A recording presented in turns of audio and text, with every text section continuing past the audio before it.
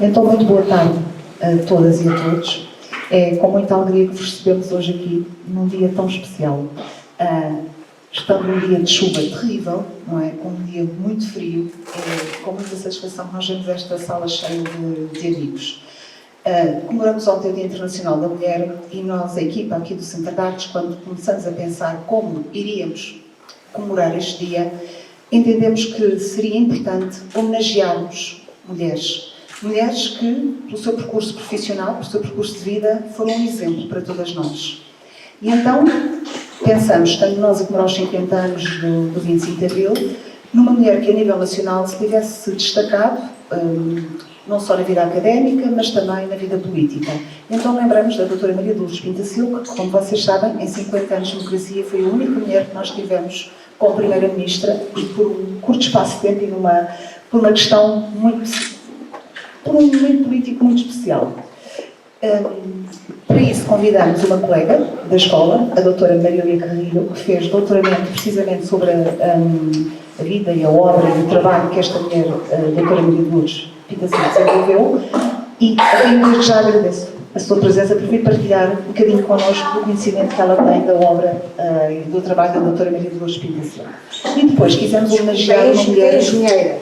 Engenheira, peço desculpa, tens razão. E depois quisemos também homenagear uma mulher que se destacasse a nível local. E aí foi muito fácil, quando nós pensámos em quem é que queríamos que fosse homenageada neste espaço. Uma mulher que há muito tempo nós queríamos, como comunidade, agradecer todo o trabalho que ela desenvolveu, numa época que era tão difícil vingar na magistratura como ela vingou, precisamente a doutora Maria Laura Leonardo, que, como vocês sabem, foi a primeira mulher a estar no Supremo Tribunal, a primeira mulher como inspetora judiciária, que teve uma carreira brilhante, numa época, como eu friso, muito difícil, num contexto familiar que também não foi fácil, e é para nós, efetivamente, um exemplo, e é aqui da nossa cidade, é aqui do nosso território. Um agradecimento muito especial à família, que sei que está a viver um período que não é fácil e com quem nós, a partir do primeiro momento, em contactamos não só o filho, o meu caríssimo colega António, mas também a minha caríssima colega Mané Santana Maia, logo se disponibilizaram a partilhar o espólio, digamos assim, que têm da mãe com a doutora Ana, para que pudéssemos preparar esta apresentação. Portanto, um agradecimento muito especial também à minha vizinha, amiga, antiga aluna, uma mulher por quem eu tenho um respeito muito especial, que também tenho mesmo no coração, à Gracinha. Portanto, vai ser uma tarde emocionante, de certeza. Mais uma vez agradecer a todos a vossa presença e vamos então aprender com o exemplo destas duas grandes mulheres. Passo a palavra então para outra grande mulher, a doutora Ana, que faz um trabalho extraordinário aqui no Centro de Artes. E para todas, já agora um cumprimento para todas as mulheres que trabalham neste espaço e que fazem com que as atividades aqui dignifiquem não só o espaço, mas cada vez atraiam mais a nossa comunidade a frequentar e a dar o seu contributo para todas as atividades que aqui desenvolvemos. Peço então à Ana que continue os trabalhos. Muito obrigada, boa tarde a todos. Eu convidava aqui as minhas caríssimas colegas de mesa a, se quisessem, passar para a assistência para poderem assistir. Vou só aqui tirar o cartaz e colocar a minha apresentação.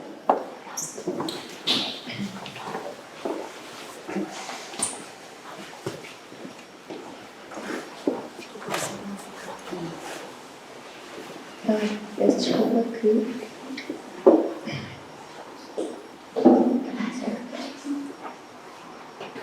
Redimensionar, não. Ajudem-me lá. Como é que eu tiro isto daqui?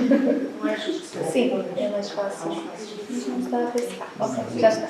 Vamos lá.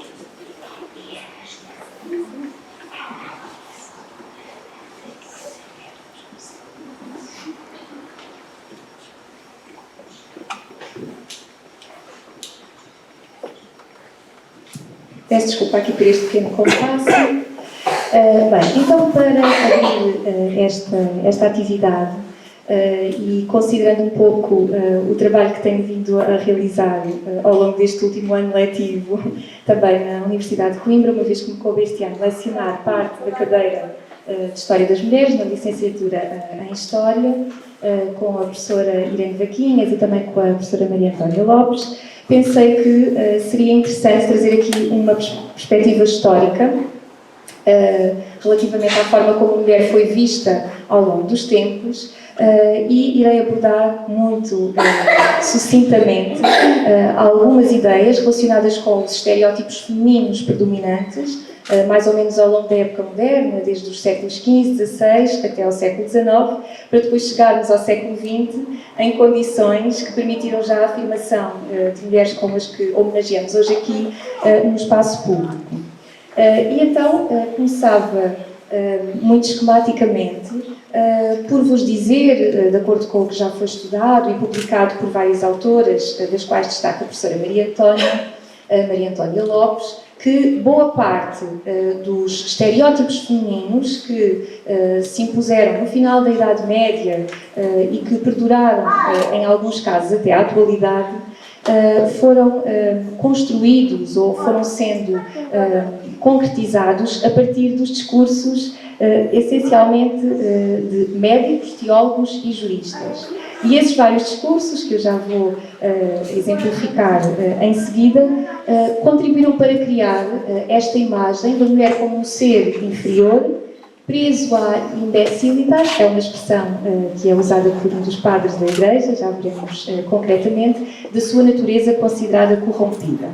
Então, mais detalhadamente, e começando pelos discursos predominantes entre os teólogos, tudo começou com o pecado original, com a queda, a expulsão do paraíso por culpa da primeira mulher, Eva, que, enfim, esta história acabou por ser usada ao longo de séculos para concluir que as mulheres eram malévolas, eram más por natureza e responsáveis pelo sofrimento humano.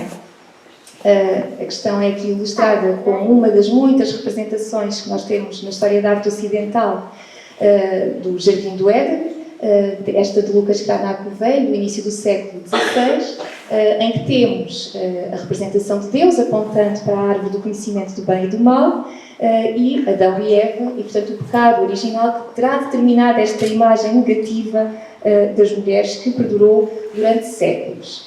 Na patrística, ou seja, nos textos dos chamados pais da Igreja ou padres da Igreja, que foram grandes teólogos que se destacaram no período inicial do cristianismo, como por exemplo Santo Agostinho, são usadas expressões fortemente misóginas, que negam às mulheres a sua autonomia e que as associam a adjetivos negativos e que, em muitos casos, vão ser usadas, vão ser repetidas até ao século XX. Por exemplo, esta expressão de Tertuliano: mulher, és a porta do diabo, persuadiste aquele que o diabo não ousava atacar de frente. Foi por tua causa que o Filho de Deus teve de morrer, deverias andar sempre vestida de luto e de andrajos. Ou então, esta de Santo Ambrósio, já do século IV: Adão foi induzido ao pecado por Eva, e não Eva por Adão. É justo que aquele que foi induzido ao pecado pela mulher seja recebido por ela como soberano.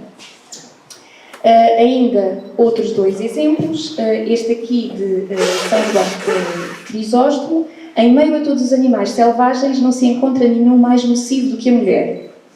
Ou, Santo Agostinho: a alma de homens e de mulheres é igual, mas o corpo destas, animalesco, impede o exercício da razão e da espiritualidade. Portanto, a mulher padece de imbecilitas, é a tal expressão que referia no início. Algumas destas ideias vão acentuar-se no período da Reforma e da Contra-Reforma Católica, já no século XVI, e ainda no período Barroco, em que ideias como a do horror da carne, do prazer, a do ideal de vida como calvário para obter a salvação e a associação da mulher ao corpo e ao corpo como algo pecaminoso acabam por reforçar aquelas ideias. Esta crença na imundície intrínseca da carne que provoca repugnância pelo corpo e que vai implicar nos homens que se afastassem das mulheres, ou pelo menos era essa a recomendação que lhes era dada. Porque, lá está, as mulheres eram encaradas essencialmente como corpos e os corpos como algo pecaminoso. E depois nas mulheres, a interiorização da culpa que se lhes procura incutir e que vai ter reflexo no funcionamento de várias instituições, como, por exemplo, os recolhimentos femininos, que eram instituições onde algumas mulheres eram fechadas, exatamente para as afastar de uma vida considerada pecaminosa ou luxuriosa, que as afastaria do caminho certo. Bem, isto em relação aos teólogos, algumas ideias apenas.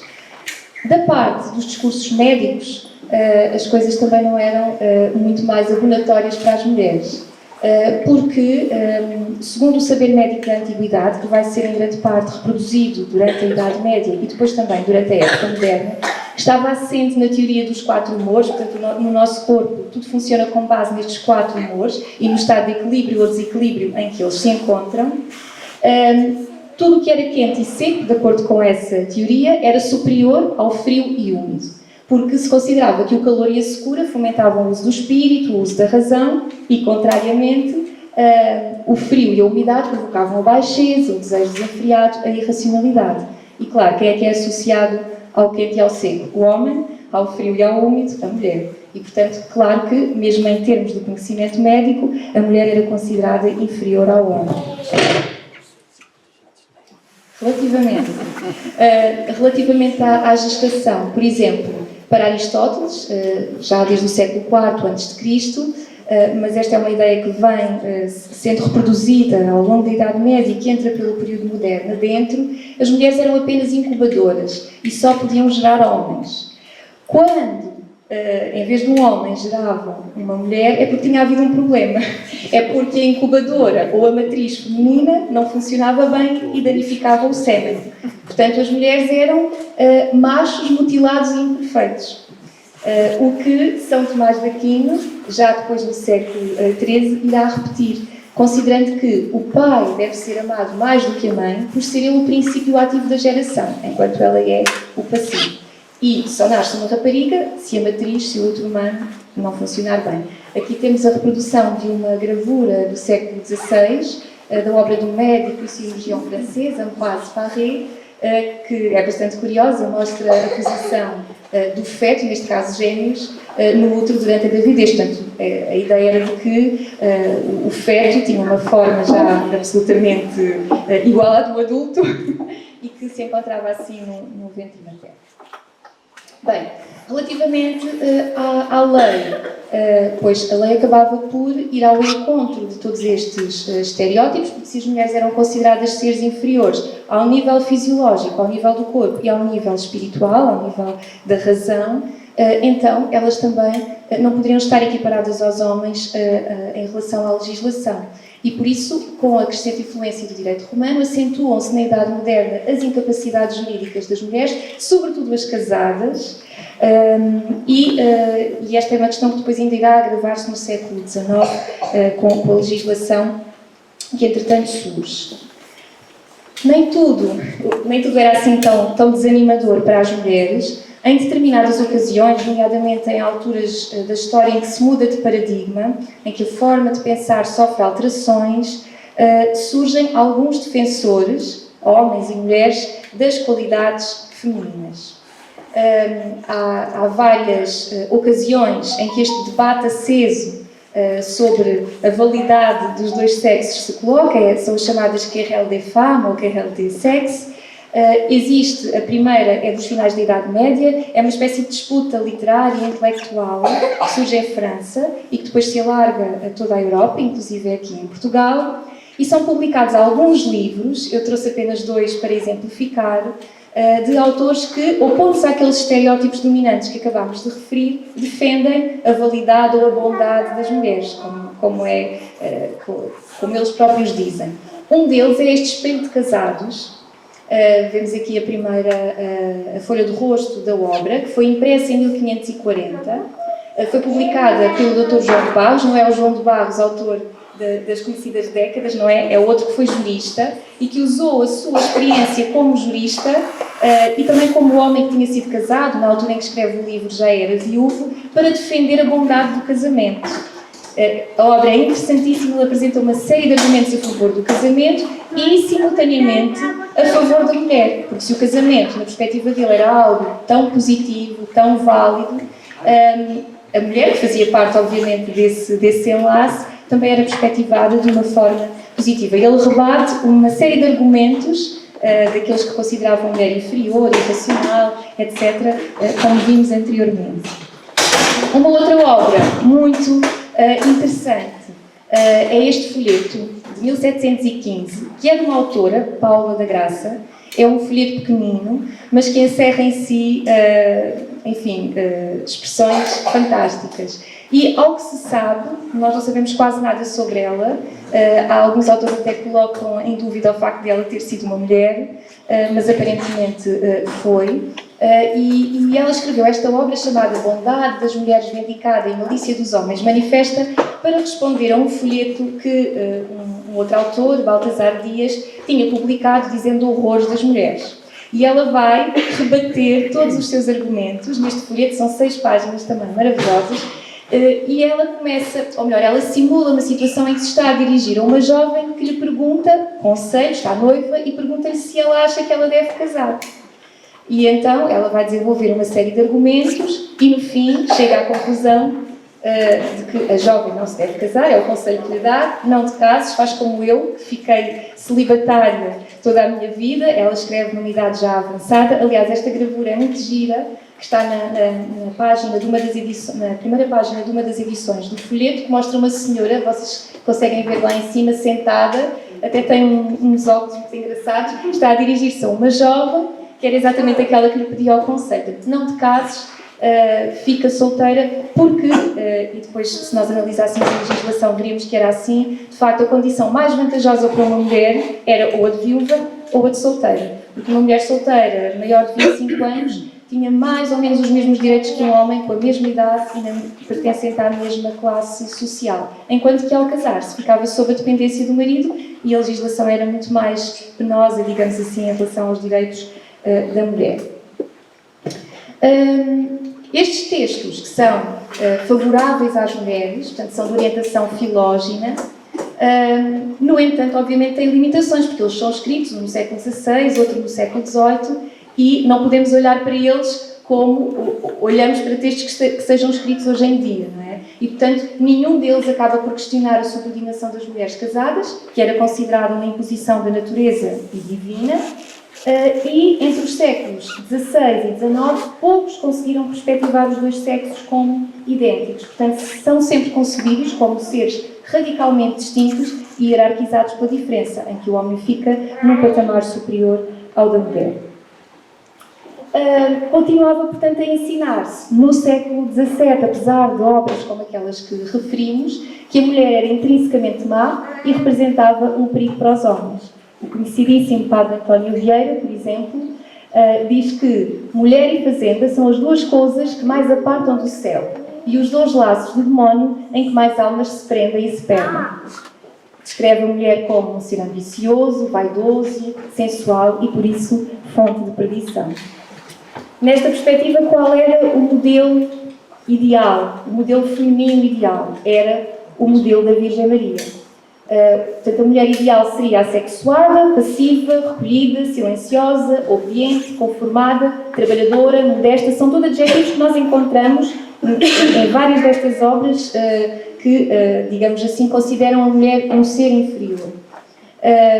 Em Portugal, nos séculos XVII e XVIII, o que nós encontramos nos documentos, como sinónimo destes adjetivos, são gravidade, sisudeza, modéstia, recato. E o atributo que conferia maior estima social era o da virgindade. E era esse que se tentava preservar acima de tudo.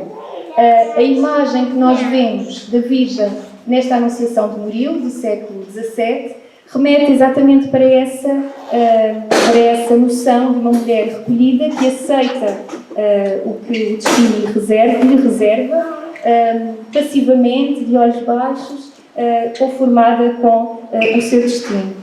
Um pouco diferente, e eu coloquei esta obra por contraste, exatamente porque foi feita por uma mulher, também no século XVII, praticamente contemporânea da anterior. Esta, pela nossa Josefa Dóbitos, é outra anunciação em que a mulher, embora continue olhando para o chão e numa posição que nós podemos pensar que é mais ou menos submissa, não tem um ar tão contido como a do Murilo. Portanto, achei engraçado que, neste caso, uma pintura da Anunciação, do tema da Anunciação interpretado por uma mulher artista, a representação seja ligeiramente diferente. Mas, enfim, ainda ao Padre António Vieira, citamos-lo mais uma vez, para dizer que o edifício não se move do lugar onde o puseram, e assim deve ser a mulher, tão amiga de estar em casa, como se a casa e a mulher foram a mesma coisa. Bem, as coisas vão mudando, e eventualmente começa a reconhecer-se a necessidade da educação feminina, embora numa primeira fase apenas para que a mulher eduque os filhos, porque ainda assim o atributo da inteligência era considerado essencialmente masculino. Daí que, por exemplo, Cristóvão de Almeida, no século XVII, elogiando uma nobre da corte, Dona Inácia da Silva, diga: era flor na descrição, era flor na formosura, era flor na nobreza e era flor na virtude. Mas explica porque é que ela era tudo isto. Era uma alma de um varão que informava ao corpo de uma mulher. Portanto, se era assim tão boa, é porque, na verdade, não correspondia a uma verdadeira mulher. No século XVIII há algumas alterações e, muito rapidamente, nas classes sociais superiores, na burguesia urbana, na corte, começa a haver uma abertura das mulheres à sociabilidade. As mulheres começam a receber, nas chamadas assembleias ou nos salões, a abrir as suas casas e a poder conviver em igualdade de circunstâncias com os homens. Isso faz com que haja também novas necessidades ou exigências em relação à educação feminina, nomeadamente a mulher tem de conhecer a música, a dança, a literatura, as línguas vivas, para poder saber receber e entreter nestes salões em casa. Portanto, é uma certa abertura, porque é uma abertura dentro de um ambiente doméstico, controlado, mas ainda assim é uma abertura. No entanto, sobrevivem velhas imagens e que até se vão reforçar nesta altura, nomeadamente a da mãe exemplar, a mulher-mãe. Os iluministas, e aqui o iluminismo que normalmente é apresentado como um período associado à razão, de abertura, acabou por não ser para as mulheres. E os iluministas, e o Rousseau, por exemplo, tem algumas passagens muito pouco animadoras para as mulheres, reafirmam aqueles papéis sociais tradicionais que sempre tinham sido atribuídos à mulher e que eram considerados naturais, consignando as mulheres à família, com subordinação aos maridos e fazendo a apologia da função materna idealizada. E aqui lá está, regressa a ideia da educação, da importância da educação das mulheres, mas apenas na medida em que o objetivo era formar mães de família exímias no desempenho dos papéis de esposa, de gestora e de educadora. E eram estas as disciplinas nas quais a formação feminina assentava. Portanto, no século XIX, impõe-se este estereótipo da mulher naturalmente abnegada, sofredora, com aspiração instintiva para a maternidade, que é considerada a sua realização suprema. E isto é, por alguns estudiosos, chamado de essencialismo vocacional. Portanto, reduz-se a mulher e fala-se na mulher e não nas mulheres, como se todas fossem exatamente iguais e tivessem que desempenhar exatamente o mesmo papel. É um tipo, é um estereótipo, não é? A mulher como aquela que essencialmente tem vocação para a maternidade, a família e única e exclusivamente para isso. Portanto, é também, por outro lado, esta ideia da mulher anjo, caracterizada pela generosa resignação, a deferência, a constância do sofrimento, e este clichê que consiste em associar a força feminina à fraqueza, à capacidade de sofrimento, à abnegação, vai impor-se de tal maneira que sobrevive até à atualidade em alguns casos. E ainda hoje é aquilo que associamos muitas vezes à figura de a mãe. Mas vai transportar-se para algumas profissões que ao longo do século XX são consideradas como essencialmente femininas, como é o caso da enfermagem, por exemplo, que é uma profissão que se associa à mulher exatamente porque está ligada a estas características do cuidar, do assistir, muito associadas à maternidade ou ao cuidado com a família. Portanto, para concluir esta breve e rápida viagem histórica pelos estereótipos femininos, fazendo só aqui um contraponto entre aquilo que acontecia no período barroco e desde o início da época moderna e depois até ao século XIX e entrando já pelo século XX, Se, na primeira época, a mulher era encarada como a aliada do demónio, portanto, ainda relacionado com aqueles estereótipos que vêm desde a Idade Média, que era necessário confinar, controlar, disciplinar, para que os homens ficassem preservados da sua influência negativa, no século XIX, ela é cada vez mais a doente, a histérica, que é uma das doenças que normalmente se associam ao sexo feminino no século XIX, o ser frágil, dominado pelo irracional, que necessita do homem tutelar. No caso do período barroco, ainda há a autoridade dos teólogos. No século XIX, a autoridade dos médicos sobrepõe-se. Ainda assim, não menos ou não mais favorável ao sexo feminino. Se no período barroco a mulher é malévola, no século XIX é pueril. A reação, portanto, a uma mulher malévola é o medo, vamos fugir dela, vamos afastar-nos dela, porque ela só nos leva ao pecado. No século XIX, então, é a condescendência, pobrezinha, não é? Ali a mulher era perigosa, aqui não é menos perigosa, porque enlouquece e ela própria cai na irracionalidade e arrasta toda a gente para esse meio. Portanto, as ofensas mudaram, mas continuam a ser ofensas. E vão repercutir-se depois, ao longo do século XX, tornando mais dignas de admiração as conquistas que as mulheres vão conseguir no plano político e afirmando-se no espaço público ao longo do século XX. E, portanto, é com isto que eu passo a ponto para a doutora Marília, a apresentação da doutora Marília, que nos vai falar sobre o pensamento ético-político de Maria de Lourdes Pinto da Silva e depois também para a homenagem que fazemos, como a senhora vereadora já disse, à doutora Maria Laura Leonardo, que foram duas mulheres que, aqui no plano mais regional e local, corporizaram o percurso de muitas outras mulheres ao longo do final do século XIX e de todo o século XX, afirmando-se neste espaço público que durante séculos lhes foi vedado, com base em todos aqueles estereótipos que aqui referi. Muito obrigada, passo então a palavra.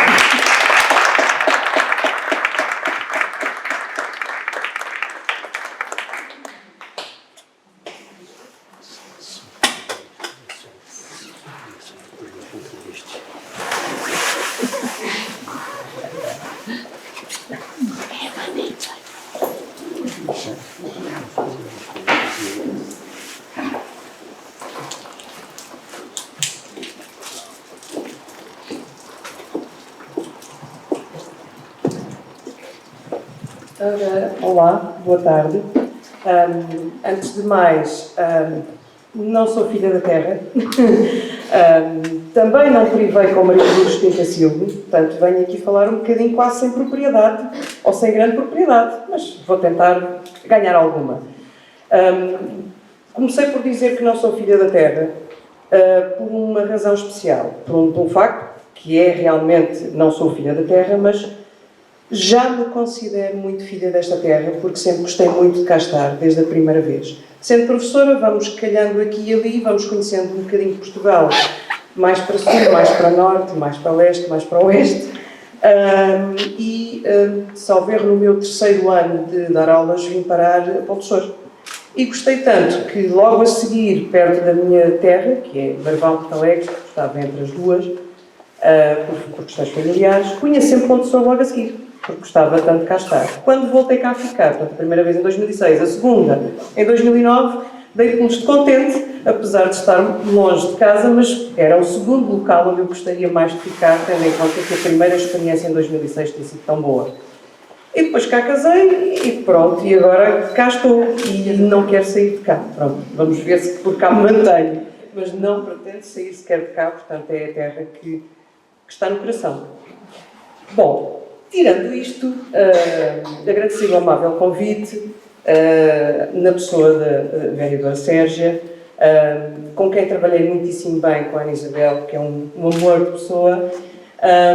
E então, vou-vos então falar um bocadinho sobre a Maria de Lourdes Pinto da Silva, espero não vos maçar, para além de a conhecermos todos, ou quase todos os que estão aqui nesta sala, como tendo sido Primeira-Ministra, a única mulher Primeira-Ministra de Portugal, numa altura muito peculiar, e tendo sido num governo de iniciativa presidencial, portanto ela não foi sujeita a eleições, ela foi muito mais do que isto. e eu estou a olhar para a plateia e vejo que estou a falarei de novidades para algumas pessoas, mas se calhar para muitas não falarei de muitas novidades. Eu estou a ver que há aqui muitas pessoas que de certeza que se lembram muito bem da Maria de Lourdes Pintasilva. Portanto, ela foi realmente muito mais, e eu trago aqui só algumas coisas, das muitas que ela fez, mas que eu destaquei. Portanto, ela desde muito cedo esteve na Juventude Universitária Católica Feminina, foi cofundadora do GRAU em Portugal e vice-presidente do GRAU Internacional. Foi procuradora na Câmara Corporativa ainda no anti-regime, portanto, antes do 25 de abril de 74, e tem esta curiosidade de ter sido uma mulher que foi capaz de estar em governos do antigo regime e em governos logo pós 25 de abril. Integrou a delegação portuguesa na Unesco, participou então nesses primeiros governos após o 25 de abril, como Secretária de Estado da Segurança Social e como Ministra dos Assuntos Sociais. Criou a atual, agora que é a atual Comissão para a Cidadania e Igualdade de Género, que na altura se chamava Comissão da Condição Feminina. Presidiu ao Comitê de Sábios, na altura da Comissão Europeia, que resultou neste relatório, que foi precursor da Carta dos Direitos Fundamentais da União Europeia. Presidiu também a Comissão Independente sobre a População e Qualidade de Vida da ONU, que deu origem depois a um relatório publicado intitulado Qualidade de Vida. E ainda foi mais. Ainda foi candidata à Presidência da República, em 86. Eu, como já não sou muito nova, mas também não sou tão velhota assim, só me recordo verdadeiramente da figura dela nesta altura, em 1986, quando via aquela cena na televisão. Mas pouco mais, porque até em muitos aspectos ela ficou muito votada a um esquecimento de forma um bocadinho injusta, depois de conhecer então aquilo que ela pensou. Também foi deputada no Parlamento Europeu, ainda que se tenha mantido independente politicamente. Algumas das suas ideias eram um bocadinho mais viradas à esquerda e na altura em que foi deputada no Parlamento Europeu manteve essa independência, mas foi pela delegação do PS. Membro do Conselho Nacional de Ética para as Ciências da Vida e criou e presidiu a Fundação Cuidar o Futuro, que ainda hoje existe, que mantém muito da herança de Maria de Lourdes Pintasilva. Porquê é que eu estou aqui? Pronto, para além de não ser filha da terra, mas gostar da terra, não foi por isso que me convidaram, pois claro, pronto, tenho que ter alguma propriedade para estar aqui a falar um bocadinho. Pronto, então eu fiz um percurso que começou em 2009, já estando a dar aulas, queria voltar a estudar, que é o que eu mais gosto. Se eu pudesse ainda fazia mais, só que está tudo às vezes um bocadinho longe neste Alentejo, nós temos que encurtar às vezes as distâncias. Foi de 2009 a 2019, portanto foram 10 anos, primeiro mestrado e depois então doutoramento. São coisas que muitos de vós sabem que não se faz com muita facilidade, é preciso conciliar muita coisa, mas não se foi fazendo. E então, em 2014, apresentado depois em 2015, foi então a tese de doutoramento, que tem este título. Portanto, o que eu defendi foi que aquilo que a Maria de Lourdes Pintasilva pensou na ação cívica e na ação política teve origem em pensamento filosófico. Apesar dela ser profundamente católica, e muitos de vós lembrar-se-ão disso, ela, muito mais para o final da sua vida, abraçou muito a filosofia. E, sobretudo, nos textos dos seus últimos anos de vida, isso é muito claro. Não é nunca que tenha abandonado a influência católica, nunca. Ela conseguiu conciliar aquilo no pensamento dela, mas apesar de estar longe da filosofia, porque originalmente a sua formação foi em engenharia, mas ela gostava imenso de ler filosofia.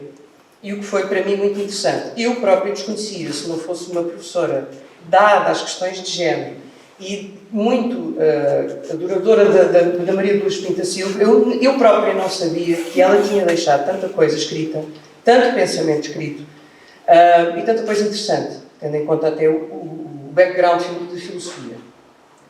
Portanto, isto para vos dizer que a minha defesa foi que ela são duas noções muito presentes nela, que é o cuidado e a responsabilidade, e que estas duas noções, estes dois conceitos muito importantes, estão no pensamento de dois filósofos em especial. Não totalmente, mas em especial, em Martin Heidegger e Hans Jonas. Dois filósofos alemães do século XX, um aluno do outro. Portanto, Hans Jonas foi aluno de Martin Heidegger. Mas isto, na altura, infelizmente, Segunda Guerra Mundial, Hans Jonas teve que sair da Alemanha, porque era judeu, foi para os Estados Unidos. Heidegger não, ficou, e ainda teve algumas declarações infelizes sobre o regime da altura, se bem que ele tem um pensamento que, ao nível filosófico, é incontornável. Mais tarde, tive a amável simpatia de uma conjunção de várias entidades criarem um projeto em que foi possível publicar o livro. O livro não é a tese de doutoramento, senão ninguém queria ler tal coisa.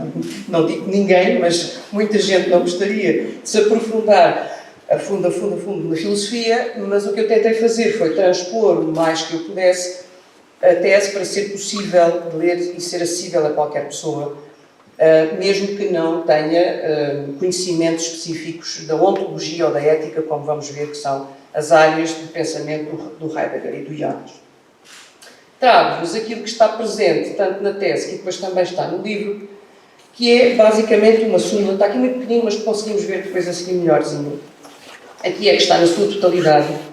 Aquilo que a minha orientadora na altura de doutoramento me desafiou a fazer, que foi desocultar todos os conceitos-chave que ela teve e que eram base no seu pensamento ao longo de todo o tempo em que havia textos registados dela. E, portanto, nós temos década de 50, de 60, de 70, 80, 90 e os 4 primeiros anos de 2000, porque ela faleceu em 2004.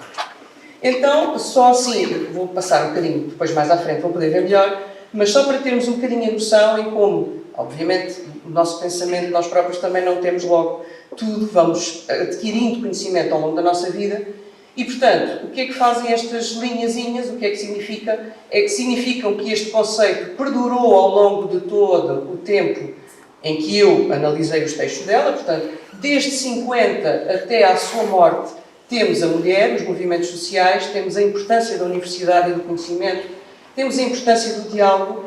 Aqui o amor chega aqui assim aos textos por volta da década de 70 e na década de 80 começa a aparecer o conceito de cuidado.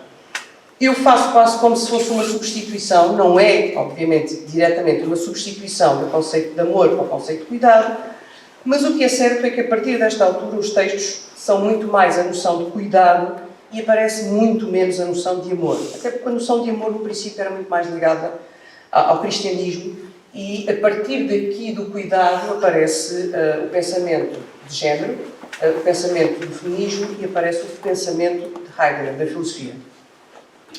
Depois aqui, a questão do dirigente aparece muito nas décadas de 50 e 60, mas depois, a partir de 70 até o seu falecimento, aparece sempre o governante, a governação. Ela também pensou muito sobre como é que deve ser um bom governante.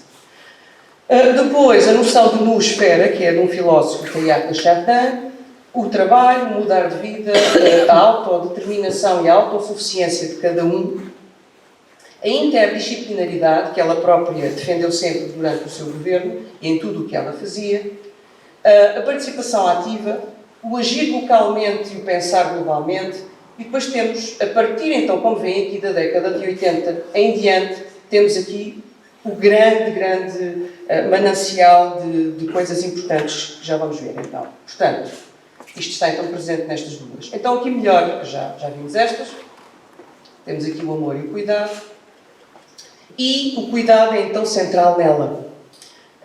E há bocadinho a Ana Isabel referia à questão do cuidado, e é de facto o cuidado remetido às mulheres, que ela também destaca que culturalmente, socialmente, historicamente foi sempre remetido para as mulheres. Ela não o renega, coloca-o nas mãos de todos, quando vai buscar a Heidegger, e já vamos ver mais à frente, porque ela estava localizada no feminismo da diferença. Ela não estava localizada no feminismo da igualdade, mas da diferença, ou seja, o assumir que a mulher é diferente do homem, só que essa diferença não obriga a que haja patamares, não haja hierarquias de diferença. Elas não têm que ser superiores, são apenas diferentes e a diferença complementam-se, as diferenças complementam-se. Na década de 80, então, surge a noção de cuidado, sobretudo por Carol Gilligan, uma feminista americana e também filósofa. Eu pus aqui, portanto, o cuidado e a voz diferente das mulheres, porque uma das obras mais conhecidas da Carol Gilliam chama-se In a Different Voice. Nos anos 90 está muito associado àquele tal trabalho que resultou no tal relatório Cuidar o Futuro, um programa radical para viver melhor, deste relatório que ela presidiu também, desta equipa, e nos últimos anos muito mais na questão da filosofia, e Heidegger tem referido muitas vezes. Depois então, agora aqui podemos ver melhor as décadas de 80, 90 e os primeiros anos de 2000, temos a responsabilidade e a liberdade que ela sempre conotou como sendo uma relação de implicação. Não deve haver responsabilidade, não deve haver liberdade sem responsabilidade. O agir a palavra, e isto muito ligado aos governantes, se prometem, devem cumprir. Ponto. A ética, que era um dos ramos da filosofia que ela gostava imenso, apela à prática, à ação. Portanto, ela dizia que era tornar o desejável mais próximo de se tornar possível. As duas perguntas, que o poder, que deve ser um poder para e não poder sobre, o para que serve e o a quem serve, são duas questões que ela repete com algumas vezes também ligada à governação. Um governante deve sempre pensar nestas duas perguntas. Para que serve e a quem é que serve? A teoria das brechas, aqui não fará, agora não, se não estava aqui a tarde toda, não vos posso fazer isso. A utopia, que ela não considerava ser uma coisa má, é um horizonte ao qual devemos sempre tentar lá chegar. A economia não deve estar ao serviço senão da pessoa humana e da natureza, que passa aqui a ter um objeto, como ser considerada como objeto ético, e ela aqui vai buscar muito ao filósofo Hans Jonas. A qualidade de vida, que ela defende como sendo um novo paradigma, não apenas ela aqui vai ao Nobel da Economia, Amartya Sen, a economia ao serviço da pessoa e a qualidade de vida, os mínimos como direitos básicos, um novo contrato social, e depois aqui temos o sujeito como ator social, uma nova cultura política e, atenção ao último, eu deixei para o último exatamente para o destacar, uma ética global. Ela propunha uma ética global baseada então nesses dois conceitos basilares, o cuidado e a responsabilidade.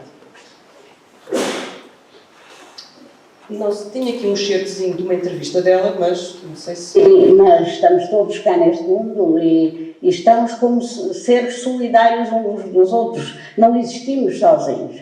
Essa consciência, a Sra. Engenheira tem em primeira linha enquanto cristã, enquanto católica?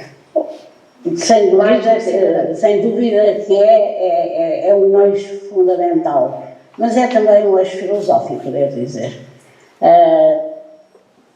É óbvio que eu ia deixar no eixo filosófico, ia deixar a puxar a brasa à minha sardinha, mas é curioso que a entrevistadora vai à questão da herança dela e de todo o profundo cristianismo que ela tem, catolicismo, mas ela depois destaca, e atenção que esta entrevista que eu consegui arranjar, já não é mau, em 2004, portanto no ano da sua morte, meses antes da sua morte.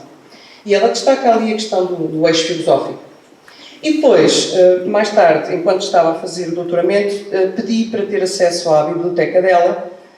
Não foi muito difícil, cederam-me amavelmente para eu fazer, e estava a um bom pedaço, e vi o que interessava ver o que é que ela tinha lido de filosofia e como é que eu tinha lido. Pronto, algumas coisas estavam de facto sublinhadas. De Martin Heidegger, só para vos dizer, está aqui, mas está os ensaios e conferências, e não está, por exemplo, a obra mais difícil de Martin Heidegger, mas também a mais importante, que é Ser e Tempo. Estava à espera de ver o Ser e Tempo, mas também sei que não é assim muito fácil de ler. Dentro da filosofia dizemos que há alguns que são assim difíceis de tragar, este é um deles. Depois temos o tal Hans Jonas, que vos falei há pouco, portanto está aqui, para uma ética do futuro, e o princípio de responsabilidade, que é a obra mais importante do Jonas. Para além disso, se repararem, temos a Simone Weil, temos Platão, temos Levinas, temos Jakelevich, temos N outros, e aqui estão só alguns. Pronto. Mas o Levinas também teve um papel importante para ela. Depois, a questão da filosofia, que ela própria o escreveu. Não fui só eu que fui desencantar que ela gostava e baseava na filosofia. Estava ali. A filosofia é estruturante da ação e confere às questões com que a política se confronta os critérios de pensamento capazes de fundamentar prioridades e aferir a bondade dos métodos. E então o cuidado e a responsabilidade, foi essa a minha defesa, são fundamentos do seu lema de cuidar o futuro. É um bocadinho grande, mas ela escreve assim: somos uma camada de seres ligados uns aos outros. Esta ligação conduz ao princípio de responsabilidade, fundamento da ética contemporânea, conceito desenvolvido sobretudo pelo filósofo alemão Hans Jonas. A responsabilidade surge como a capacidade de resposta, consequência do laço ôntico que nos liga na noosfera, a que todos pertencemos porque existimos. A ética do princípio de responsabilidade vai desembocar numa ética menos baseada na justiça, mas mais baseada no cuidado dos seres humanos uns pelos outros. É a ética do cuidado que já a filosofia de Martin Heidegger tornava presente ao definir o ser humano como um ser de cuidado. Ou seja, a proposta dela, basicamente, é porque temos problemas globais que devemos ter também respostas globais e uma ética que ela própria seja global. Então, essa ética global seria afirmar deveres e responsabilidades, a afetividade como garante de um compromisso efetivo com as causas e do cuidado e da responsabilidade tendo como horizonte o futuro. E ela escreve-o desta forma. Como defini-la? Primeiro, a ética do cuidado gira mais em torno da responsabilidade e das relações do que dos direitos e das regras. Segundo, está ligada a circunstâncias concretas ao invés de ser formal e abstrata. Terceiro, expressa-se melhor não como um conjunto de princípios, mas como uma atividade, a atividade de cuidar. Portanto, na proposta da Maria Luz de Pintacilgo, trata-se de uma ética holística, porque já não é uma ética só centrada nos seres humanos, na sua vivência uns com os outros, mas já contempla a natureza. E aquilo que hoje para nós é muito normal falarmos das alterações climáticas e de um problema que estará aí à porta, em 1980 não era ainda assim tão comum. Hans Jonas, o princípio de responsabilidade é de 1980 e estes escritos, estamos a falar da década de 90 e princípios do ano 2000, mas ainda estamos a falar disto a esta altura, muitos anos depois. Uma ética do cuidado que deve ser dos outros, mas também de si mesmo. Ninguém é capaz de cuidar dos outros se não cuidar de si. Para isso, ela também era muito óbvio para ela. E da responsabilidade, e aqui ela apela à prudência e à prevenção, que alguns governos também devem ter. Sobretudo, aqui a prevenção e a prudência, sobretudo para as invenções científicas e tecnológicas. Nem sempre elas são boas, ou poderão não ser boas. Ou seja, o cuidado e a responsabilidade intrincados, o cuidado, de uma forma explicada, é mais uma intencionalidade afetiva originária, ou seja, é uma intenção do outro, mas é originária e daí não é só remetida para as mulheres, é do próprio ser humano. Isto é uma defesa do Heidegger. E a responsabilidade no sentido da prudência e da própria regulação. Portanto, aqui estão os dois, o Heidegger e o Hans Jonas. Pronto, dentro da filosofia, o Heidegger situa-se na ontologia, no estudo do ser, e o Hans Jonas se localiza-se na ética, se bem como vos disse no princípio, o Jonas foi aluno de Heidegger, tal e qual como a Hannah Arendt. Portanto, de Heidegger, de uma forma simples, a Maria de Lourdes Pintacilgo retirou sobretudo o cuidado e a noção de somos seres uns com os outros no mundo. E de Jonas, ela retirou muito a noção de responsabilidade e a percepção de que o futuro está ameaçado. Ou seja, o cuidado, e ela dilo e escreve com muita frequência, é curiosidade, é atenção, é ocupação e solicitude. Portanto, a curiosidade é a intenção originária e estruturante do ser humano. A atenção é já essa intencionalidade da qual eu estou consciente, que estou a fazê-la. A ocupação é com tudo que está à minha volta, com o entorno, e a solicitude é o ser com o outro, a alteridade e o saber que somos todos vulneráveis e precisamos, evidentemente, uns dos outros. Portanto, é um cuidado de si mesmo, dos outros, mas também é da natureza e é do futuro. Ela foi muito buscar a questão do Jan Hans Jonas de que, eticamente, devemos deixar às novas gerações, aos nossos filhos, aos nossos netos, pelo menos igual àquilo que encontramos. E sendo que há essa ameaça disso não acontecer, ela considerava que se devem ter muita atenção de que isso pode não acontecer. E escreveu ela, no tal relatório que vos falei há pouco, o cuidado por nós próprios, pelos outros e pelo ambiente é a base necessária de uma melhoria sustentável da qualidade de vida.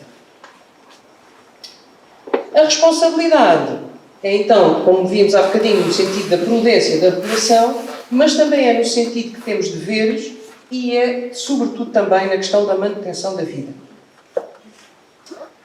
E num dos textos que eu achei mais interessantes, e como veem é de 2002, portanto lá está da sua grande madurez, ela dá mesmo aquilo a que nós em filosofia e na ética temos os princípios ou fundamentos para a ação. E ela dá exatamente estes dois. Nem tudo o que é cientificamente exato ou tecnologicamente viável é socialmente aceitável. E o outro é a pessoa humana a primeira e última finalidade de toda a decisão política. Portanto, no primeiro caso, é claramente ela chamar a atenção de que às vezes as invenções científicas e tecnológicas precisam de ser reguladas ou ter alguma limitação. Não é só desenvolver cegamente, sem perceber para que é que serve, lá está. Mas também é uma máxima, então, que aponta para a utilização cautelosa da ciência e da tecnologia. E o outro princípio ético, que apela claramente à centralidade do ser humano para a decisão e para a ação, sobretudo também da governação, que ela tem muitos textos sobre o que é que deve ser um governante. Ainda estou praticamente a finalizar, e temos eleições amanhã, ainda por cima. Veio mesmo a propósito, porque era uma mulher da política, não só de outras coisas, mas também da política, e nunca deixou de o ser. Muito simplesmente, ela achava que uma político ou política devem ter duas qualidades éticas: lealdade e clareza. E devem ter duas exigências para a sua prática: o rigor e a eficácia. Tem que produzir resultados. Senão, não estamos lá a fazer nada. E o serviço de missão que devemos ter para com os outros não serve. Depois, agora uma passagem muito breve, porque ela, para além destas coisas todas, também falou daquilo que muitas vezes chamam de emancipação das mulheres, mas ela deu-lhe outra palavra: a erupção das mulheres. Elas já lá estão, têm a que romper. Então, escreveu ela, em relação às mulheres: a aposta que tem guiado toda a minha vida concentra-se na convicção de que as mulheres podem constituir uma força radical de transformação da irracionalidade institucionalizada em que vivemos. Portanto, o que é que ela conota às mulheres? Elas têm intuição, elas têm a multifuncionalidade, não porque elas já nasceram assim, mas porque as incumbiram para tal. Elas têm que estar sempre com os olhos em tudo, as mãos também. Têm uma percepção global, mas, sobretudo, têm o tal cuidado, que ela lhes reconhece, mas não como sendo mau. Deve ser trazido para o espaço público. O cuidado é como? É a receptividade, é a escuta, é a atenção e é a solicitude ao outro. Ainda as palavras dela: o que for que virá será uma voz diferente. Uma voz que procura integrar, não excluir, que provoca convergência, não separação, que vai para além dos direitos abstratos para capacidades vividas, que coloca justiça nas mãos do cuidado. E ainda, esta é um bocadinho grande, mas é interessante, porque é o apelo às mulheres futuras. Mulher das cidades futuras, a ti te vai caber tanta coisa. As cidades futuras serão humanizadas por ti, mas antes de o fazeres, vais ter de te revoltar contra os constrangimentos que sobre ti pesam. Vais ter de abandonar a casa do pai e da mãe. Vais ter de romper os laços que te impõem. O século que passou mostrou-te que sabes realizar, viver, o que trazes em ti. E tens de resistir à influência familiar que, repercutindo o princípio dos anos 50, te considerava truncada, incompleta, se a ti não agregas um homem. independentemente de gostares dele ou não. Tens hoje instrumentos para criares o teu futuro. Mulher das cidades futuras, com as fronteiras já ultrapassadas, com tantas barreiras vencidas, a ti te vai caber essa ação, ainda quase desconhecida, de trazeres qualidade de vida. E pronto, aqui alguns dos textos que ainda existem, outros já são mais difíceis de encontrar, e online temos acesso, aqui pelo arquivo, online temos acesso aos textos dela nas várias conferências, comunicações em Portugal e no estrangeiro, que é muito interessante. Muito obrigada.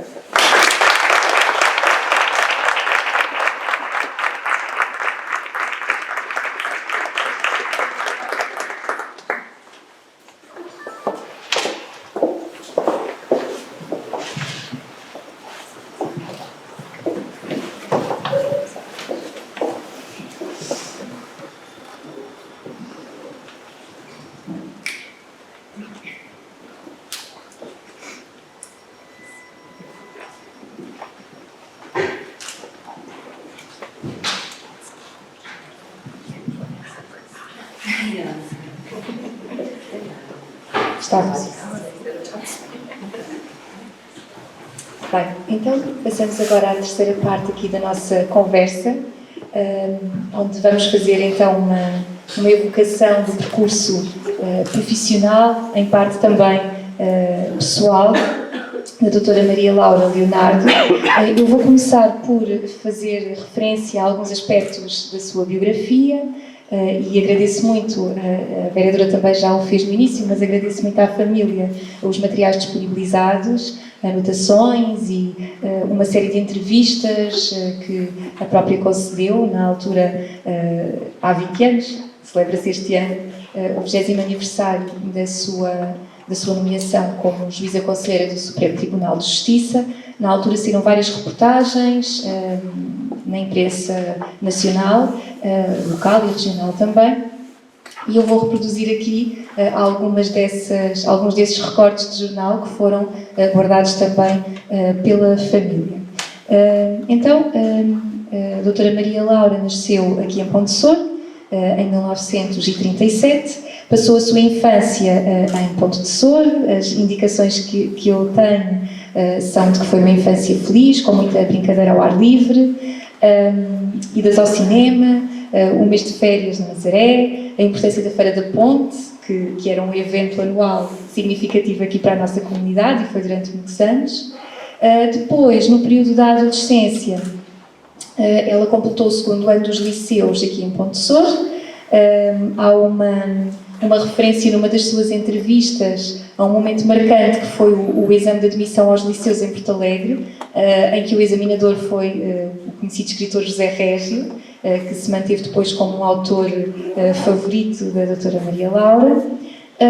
De seguida frequentou o Colégio das Doroteias, em Abrantes, onde foi a melhor aluna, ganhou todas as medalhas, e nesta altura acabou por concluir o 5º ano dos liceus, apenas o 5º ano dos liceus, porque, segundo a própria, o pai não queria que ela continuasse a estudar, apesar de ser a melhor aluna, de gostar imenso de estudar.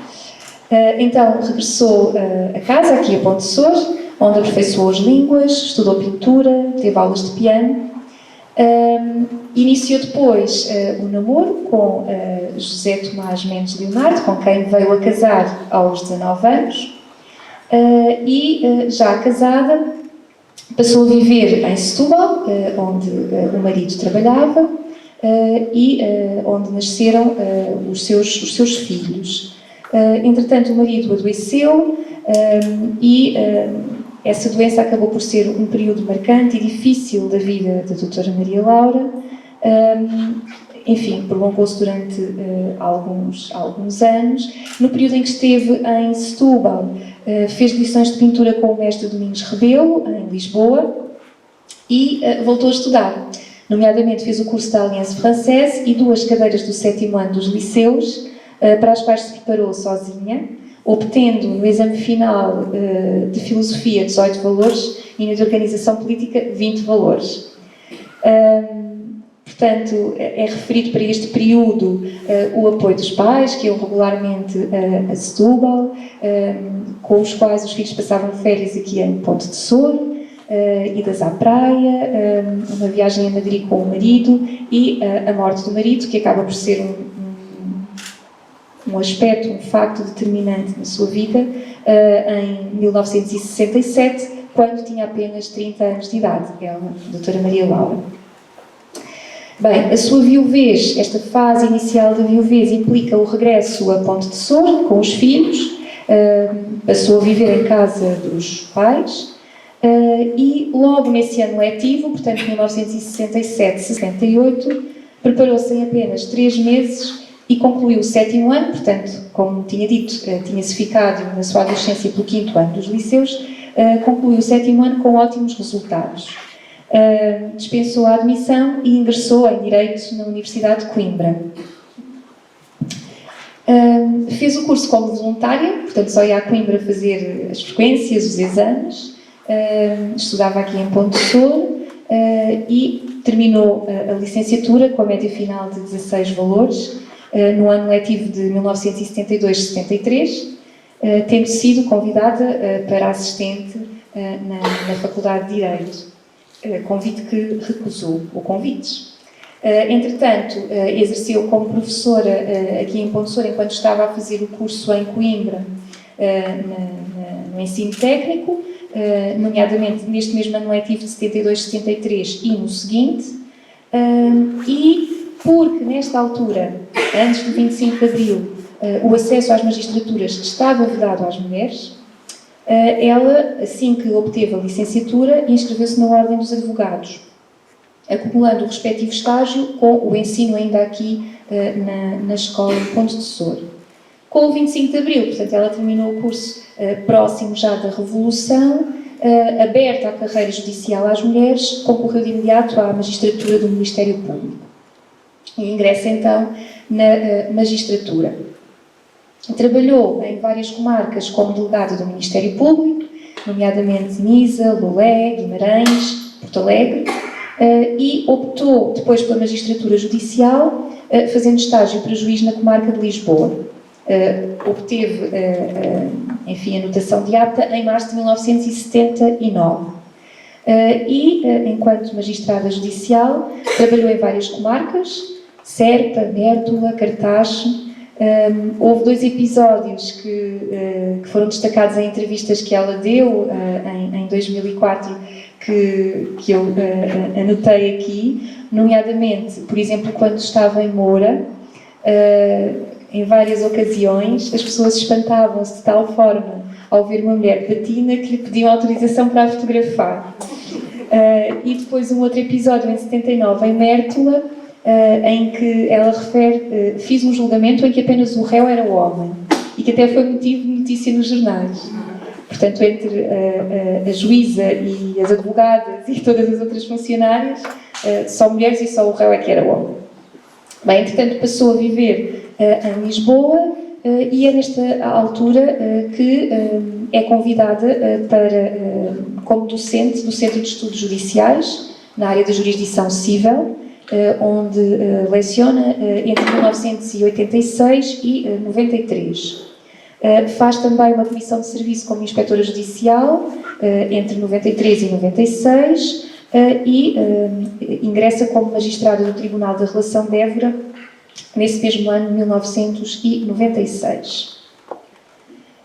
Entretanto, em 2004, com 66 anos de idade, temos então este reconhecimento por uma carreira excepcional, que é o facto de ter sido, por deliberação do Conselho Superior da Magistratura, que eu reproduzo aqui, de 24 de março de 2004, onde se apresenta o resultado do concurso, a primeira classificada e a primeira mulher, desde sempre, no concurso para o Supremo Tribunal de Justiça, para a juíza conselheira do Supremo Tribunal de Justiça.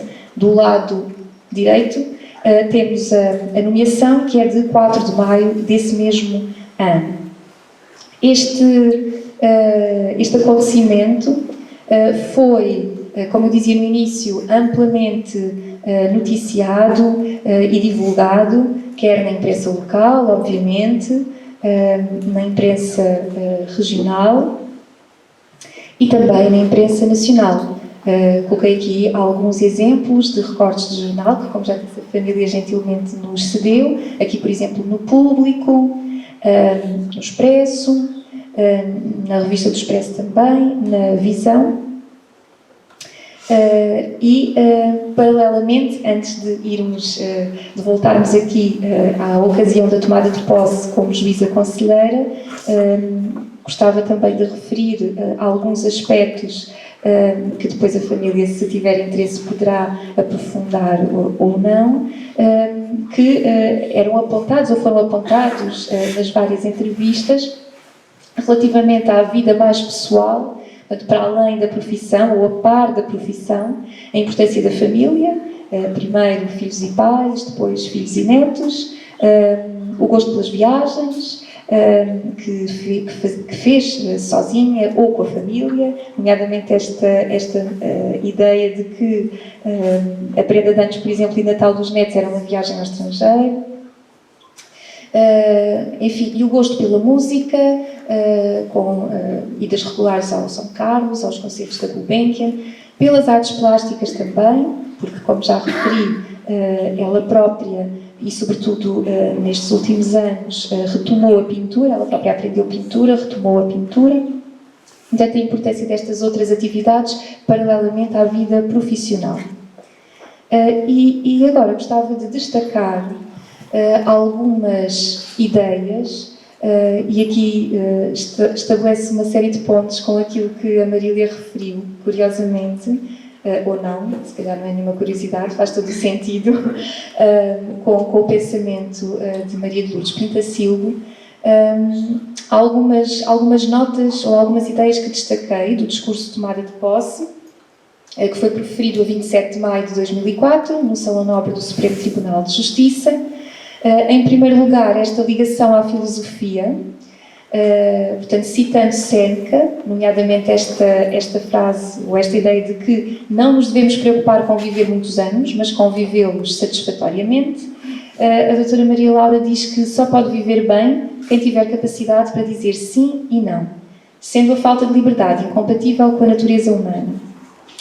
Mas viver em liberdade pode ainda não ser sinónimo de viver bem.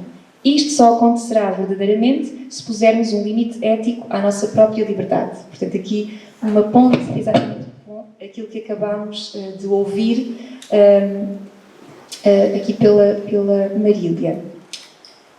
Uma outra passagem que eu destaco e que tem exatamente a ver com estas questões do papel da mulher, ou do novo papel que a mulher assume no contexto contemporâneo no espaço público, é o seguinte. Este é um momento marcante, para mim, muito especialmente, porque tenho o grande privilégio de ascender ao mais alto tribunal da hierarquia judicial.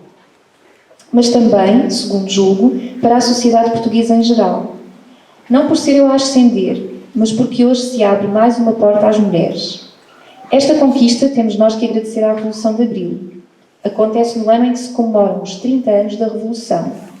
Mas também, e só, em pleno século XXI, no século seguinte à conquista da Lua, no século dos grandes desafios à escala planetária.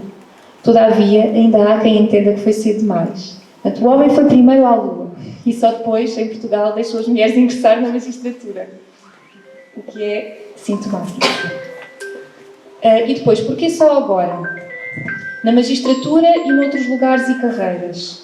Há sempre uma razão. Vamos ficar pelo menos comprometida.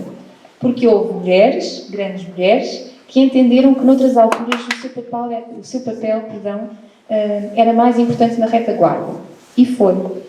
Mas agora, todos temos a consciência de que o lugar da mulher não pode ser só na retaguarda. Tem que ser em todas as frentes. Esta frase foi uma das que penso que o público escolheu para intitular a notícia da tomada de posse. E elas aí estão, novas e menos novas, mostrando aquilo que valem com toda a sua força e determinação. Não porque a mulher de hoje seja superior à mulher de ontem, Não porque seja superior ao homem, e aqui mais uma ponte, não é? Mas porque os tempos mudaram. E, terminando, o princípio da igualdade é um dado civilizacional relativamente recente. É o resultado de um longo movimento político, social e cultural, infelizmente não universal, pois dele não participa uma boa parte da humanidade. A igualdade que todos queremos é a que decorre do princípio fundamental do Estado democrático. Igualdade no domínio da aplicação da lei, igualdade de oportunidades e de condições reais de vida. Não necessariamente, também em ligação com aquilo que a Marília referiu, a mulher não tem que ser igual ao homem, ou nem todas as mulheres têm de ser iguais entre si, tem de haver respeito por essa diferença, igualdade na aplicação da lei, igualdade de oportunidades. Com a abertura das magistraturas judicial e do Ministério Público às mulheres, cumpriu-se este princípio de igualdade. Estes são alguns dos aspectos que eu destaco do discurso, que é longo e certamente e obviamente terá outros pontos de interesse, mas eu achei que, além de estes fazerem,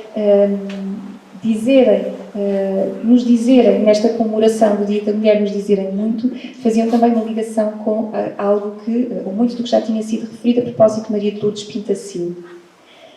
E eu agora, agradecendo muito a presença e a disponibilidade destas duas representantes da família, a filha, a doutora Manuela, e a neta, a doutora Graça, perguntava para as duas, e poderão responder se assim o entenderem da perspectiva de filha e de neta, se calhar em primeiro lugar, quais as características da personalidade da mãe ou da avó que considera terem contribuído para o seu percurso profissional de excelência. E se puderem ilustrar com 1 ou 2 exemplos que demonstram essas características. Eu não posso mexer no fio, portanto eu agora vou tentar passar o microfone assim. Então, boa noite a todos. Obrigado pela vossa presença. Em primeiro lugar, quero agradecer o convite e quero agradecer esta homenagem em nome da minha mãe. Não pode estar presente, porque, como sabem, está doente, está numa clínica de reabilitação, mas pensamos que ela possa voltar a Pontessor brevemente.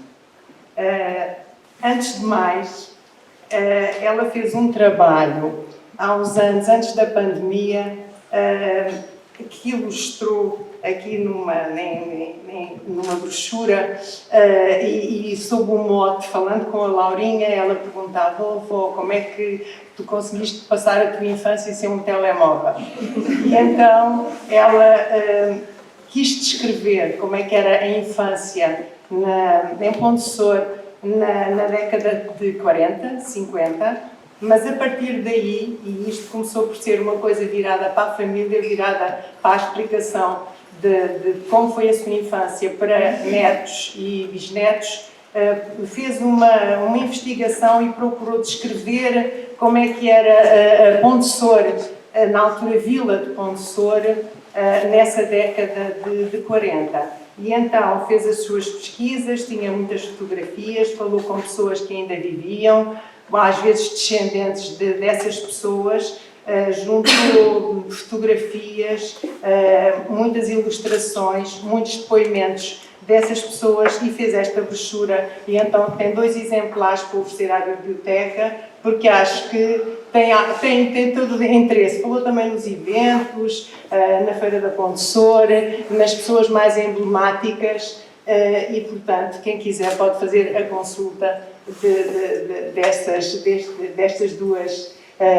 2 exemplares. Claro que é uma coisa virada mais para a família, mas depois alargada a toda a comunidade. Voltando então às perguntas que me foram feitas, e eu peço desculpa, mas tive receio de me esquecer de algumas das características principais, e com certeza que me vou esquecer de muitas, mas quero aqui referir algumas das características da personalidade da minha mãe, que acho que foram importantíssimas no seu sucesso e no seu percurso no seu percurso académico e profissional. Como a doutora Ana referiu, ela foi sempre uma ótima aluna, fez o 5º ano dos liceus no Colégio de Abrantes e, como referiu, foi a melhor aluna em todas as disciplinas. Eu até tomei a liberdade de trazer a fotografia onde ela está medalhada com todas as medalhas de todas as disciplinas. Contudo, se ela quisesse continuar os seus estudos, tinha que ir ou para Santarém, ou para Porto Alegre, ou eventualmente para Lisboa, e o meu avô achou que ela deveria vir para a Ponte Sor e, portanto, continuar aqui nos seus afazeres domésticos, mas também estudando pintura, piano, etc. Casou muito cedo, aos 19 anos, e é engraçado que, quando falo nos estereótipos, diz que com o casamento as mulheres até perdiam legalmente até os seus direitos. No caso da minha mãe foi o oposto.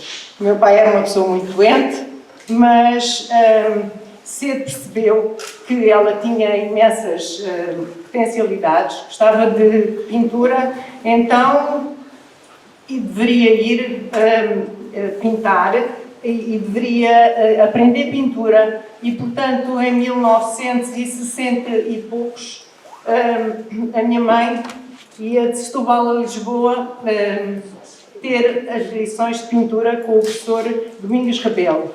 Fez depois imensos quadros quando estava em Setúbal.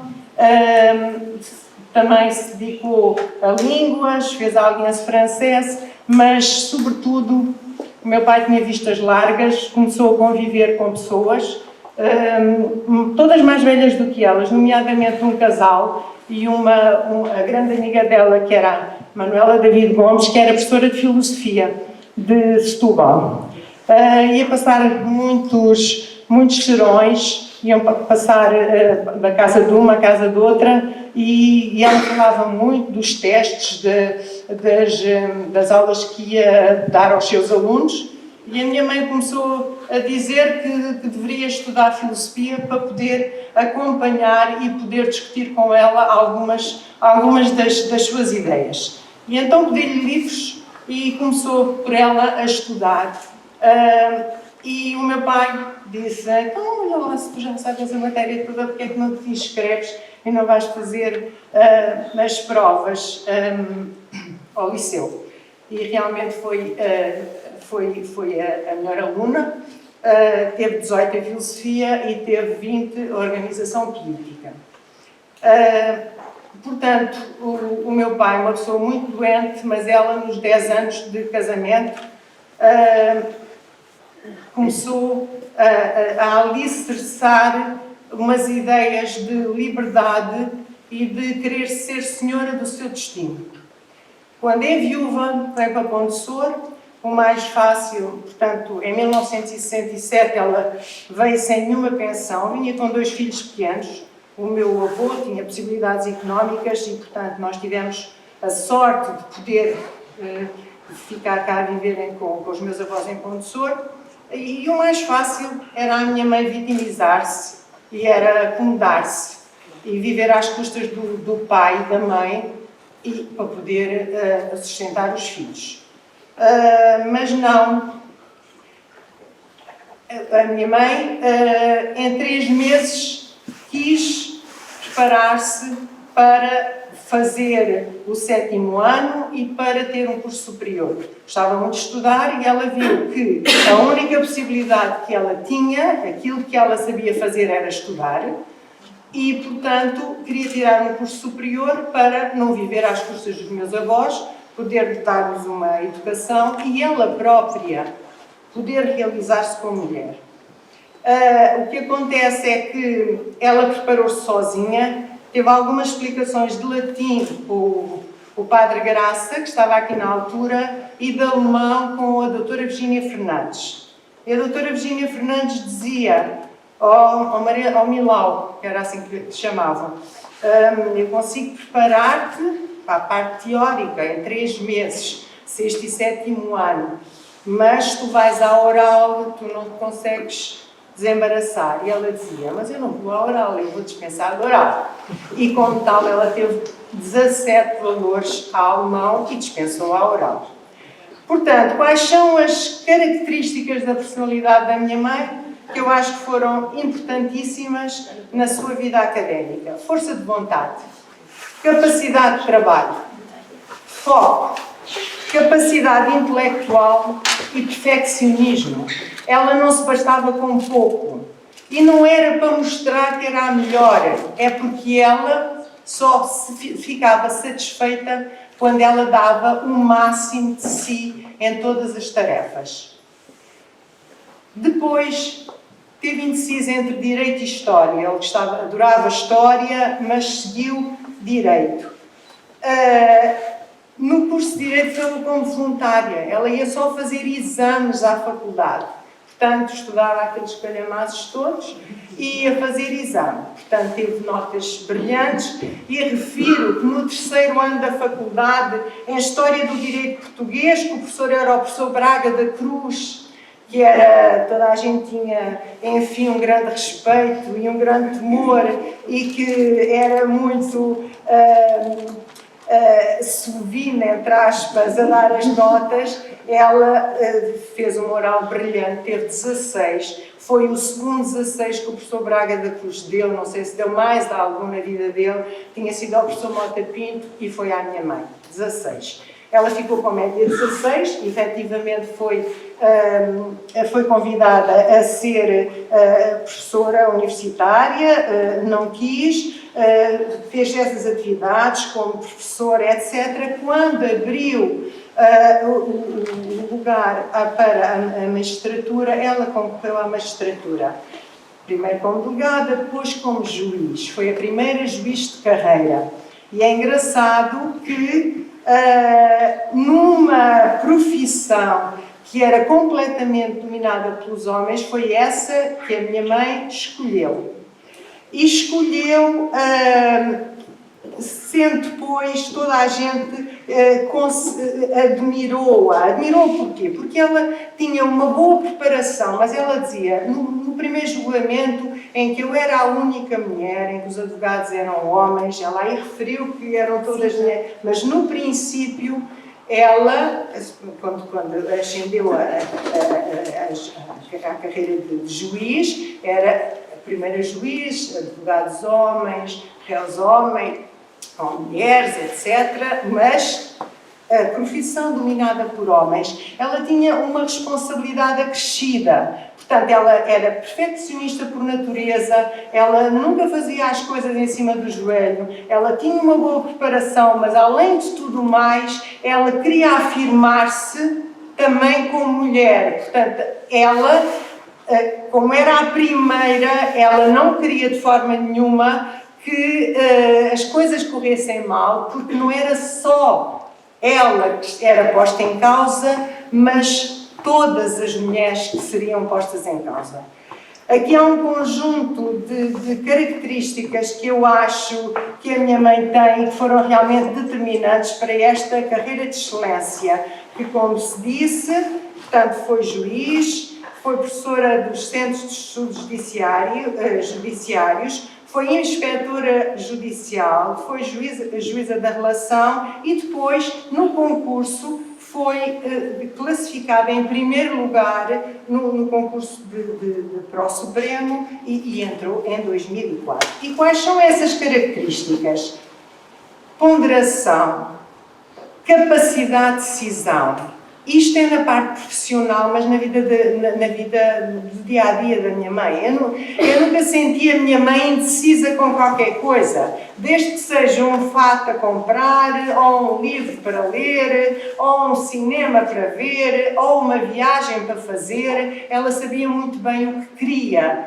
Portanto, ela podia escolher e ela escolhia. E isto foi uma capacidade realmente que ela não era nada indecisa e, portanto, ela tinha capacidade de decisão, sentido de justiça e empatia. Ela sabia calçar os sapatos dos outros. Ela era muito sociável, ela era simpática, ela tinha pessoas, amigas, e continua a ter de todas as classes sociais, de todas as idades, e toda a gente gosta de falar com ela, gosta de ouvir a opinião dela, e ela gosta de estar com os outros, porque gosta de falar e gosta de ouvir. É uma boa ouvinte.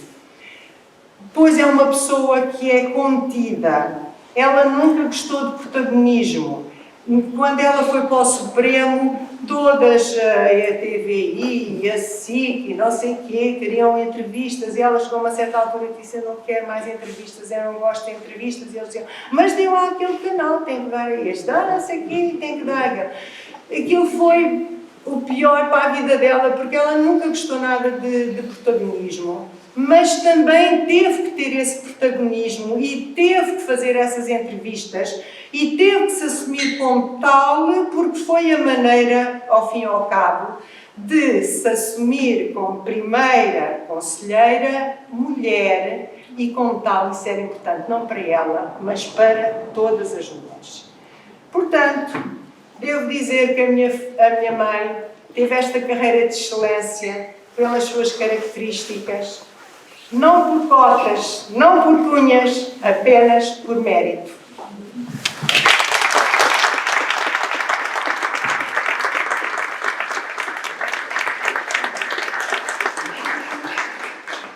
Depois desta exposição, em que tudo foi dito, né, basicamente resta muito pouco falar, senão terei de falar só dos exemplos, que acho que a tia acabou por não dar aqui os exemplos, então sobra-me qualquer coisa para eu dizer. Efetivamente, cresci, não é, com uma avó desta natureza. Não sei.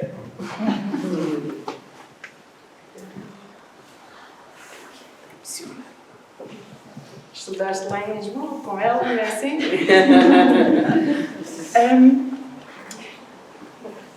No fundo,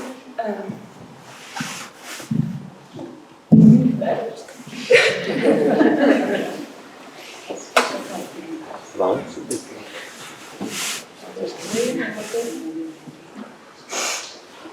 Peço desculpa.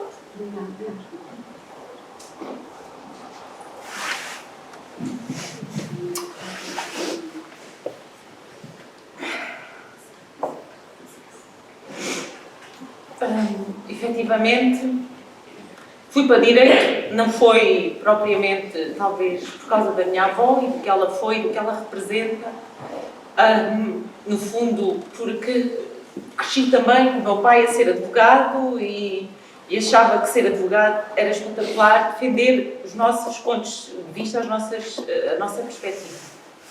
A minha avó foi o exemplo do que é ser uma mulher nos tempos de agora, e ela foi uma mulher nos tempos de há 50 anos atrás.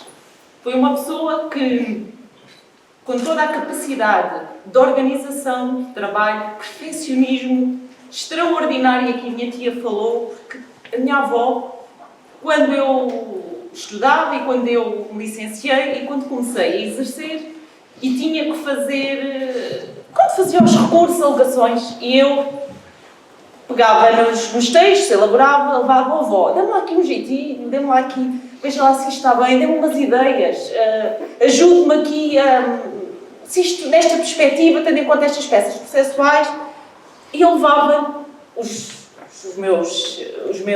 minhas minutas, o meu trabalho, todo ali elaborado.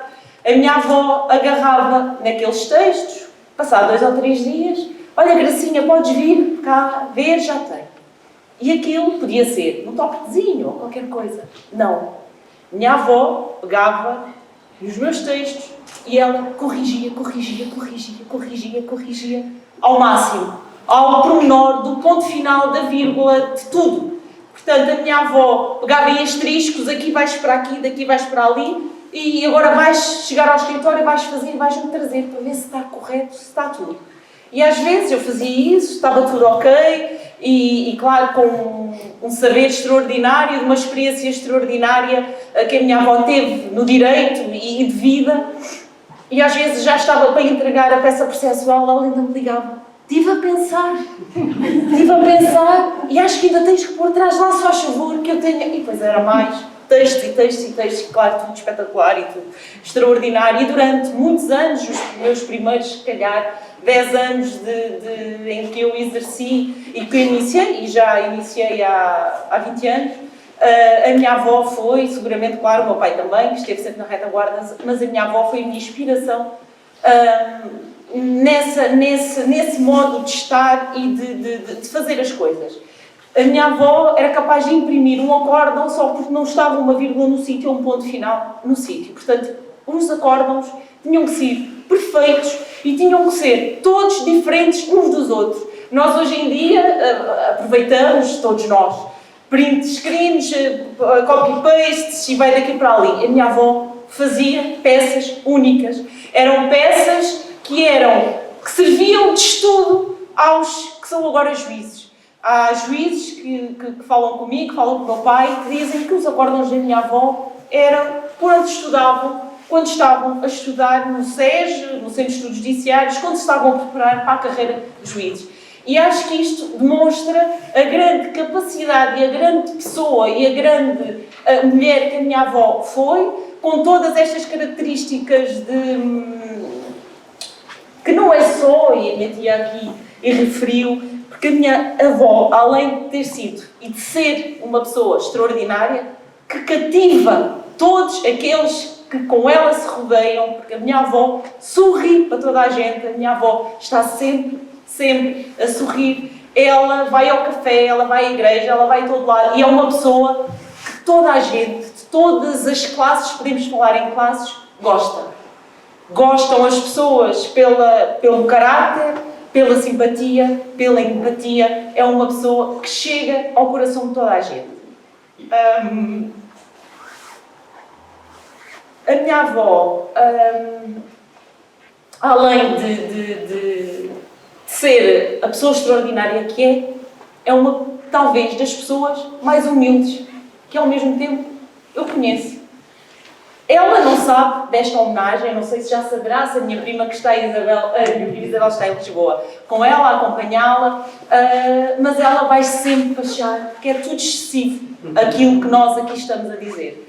Ela só fez aquilo que tinha que fazer, que era estudar, ser o melhor que podia ser em todos os objetivos a que se propôs. E por isso, o porquê, não é? Não sou assim tão extraordinária, não sou assim tão espetacular, eu só fui o máximo daquilo que podia ser. Mas, portanto, nós, não gostar de protagonismo é típico de uma pessoa que é extraordinária, mas que gosta de estar no seu mundo, gosta de estar com a sua família, com os netos e bisnetos, e que só dá o máximo, mas porque aquilo acha que é, no fundo, o sentido de ver e de responsabilidade, que é dar o máximo que pode dar em tudo aquilo a que se propõe fazer. Penso que, no fundo, estas características, e dando aqui assim, um fundo mais pessoal à situação, mas penso que já chega de pensar. Eu tinha mais... Pode ficar em microfone. Tinha mais duas questões, algumas já foram respondendo também, mas se quiserem acrescentar alguma coisa, nomeadamente, não sei se toda a gente lá atrás ouve, a doutora Maria Laura transmitiu ou transmite na educação dos filhos, netos e bisnetos valores ou ideias particularmente inspiradores para as mulheres da família? Eu acho que é para as mulheres e para os homens. Uma ideia que está implícita, e reparem, eu também fui sempre muito boa aluna, mas lá em casa, né, a minha mãe disse, vá lá, é melhor, ou isto ou aquilo. Não, isto estava tudo implícito. Eu também quis ser sempre, fazer o melhor possível. Portanto, o que estava implícito era, querer é poder. E se queremos as coisas, temos que lutar por elas. Portanto, o empenho, o foco, a capacidade de trabalho, o poder de decisão, a responsabilização e o perfeccionismo, eu também os adotei. As pessoas conhecem, sabem que eu casei aos 20 anos, estava no segundo ano da faculdade. Quando disse à minha mãe, ela não se opôs. continuou-me a dar a mesma mesada que me dava antes de eu me casar. Fiz o curso, o meu marido que está ali sabe, também teve a mesma mesada. Ele até tínhamos ali um caderno onde tínhamos as despesas diárias do autocarro, disto e daquilo e tudo, e a mesada teve que chegar. A mesada terminou quando eu fui para professora e ganhei o meu primeiro ordenado. E eu acho que assim é que deve ser. Portanto, a minha mãe não cortou as pernas, eu quis-me casar, casei-me, continuou-me a dar a minha mensalidade, não é? Até ao momento em que eu ingressei no ensino e tive o meu primeiro ordenado. Vim para Ponte Sor, meu marido também veio para Ponte Sor, fui professora, adorei ser professora. Depois, falando com o meu tio Armando, ele disse: "Tu gostas tanto de estudar, por que não vais tirar o curso de farmácia? Se calhar qualquer dia vendem-se aí umas farmácias e tal." Eu não disse nada a ninguém, inscrevi-me em farmácia e consegui tirar o curso de farmácia, acumulando o meu trabalho aqui como orientadora de estágio. Comprei uma farmácia e deixei o ensino, 18 anos. Trabalhei em farmácia, adorei trabalhar em farmácia. Depois achei que chegava, porque a minha mãe também já tinha uma idade avançada, eu tinha netos, tinha que ter disponibilidade também para a família. E como tal, vendi a farmácia e pronto, fiz aqui uns investimentos imobiliários, etc. E a minha mãe diz assim: "Olha, tu já tiveste 3 profissões, foste professora, foste farmacêutica e agora és estalajadeira." Mas quer dizer, eu quando falei com ela a dizer: "Oh mãe, olha, eu vou tirar o curso de farmácia." Ótimo. Olha, vou deixar o ensino e comprar uma farmácia. Ótimo. Olha, estou cansada, gosto muito, etc., mas estou deslocada, quero vender a farmácia e tudo. Ótimo. Portanto, a minha mãe foi sempre uma pessoa presente. Quando eu lhe pedi a opinião, ela dava a opinião, nunca foi intrometida. Achou sempre que eu devia ser senhora da minha vida, devia poder escolher, tinha hipóteses de escolha, escolhia, mas tinha que me responsabilizar pelas minhas decisões e pelas minhas escolhas. Portanto, aquilo que ela fez na vida dela, ela conseguiu transmitir esses valores a mim e ao meu irmão. Portanto, sim senhora, focados, temos hipóteses de escolha, queremos escolher, somos senhores da nossa vida, temos que nos responsabilizar pelas nossas escolhas. Temos estado a falar na carreira profissional da minha mãe, de excelência, e eu agora também falei, ao fim e ao cabo, nas ideias principais e naquilo que ela me transmitiu, mas a minha mãe foi uma mulher de cultura, gostava muito de ler, de ir ao cinema, de óperas, concertos, pintura, viagens. Desde muito cedo ela levou-me em viagens. Eu comecei a viajar aos 16 anos. Portanto, ela trabalhava, era uma moura de trabalho, mas ela tinha férias e não abdicava de ir às suas viagens. E as viagens que faziam eram viagens seletivas. Não era colecionadora de viagens. Como eu acho que também não sou colecionadora de viagens. A gente vai a uma viagem porque acha que vai ganhar alguma coisa com a dita viagem. A minha mãe organizou ela própria viagens a Weimar, quando Weimar foi a capital europeia da cultura. Foi, por exemplo, ao Festival de Salzburgo, só assistir a concertos e a óperas.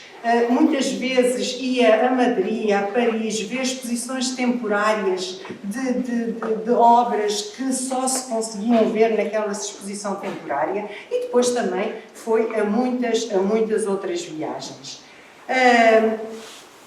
O foco dela foi sempre a família. A profissão, sim, sempre muito responsável, muito trabalhadora, mas nunca descurou a família.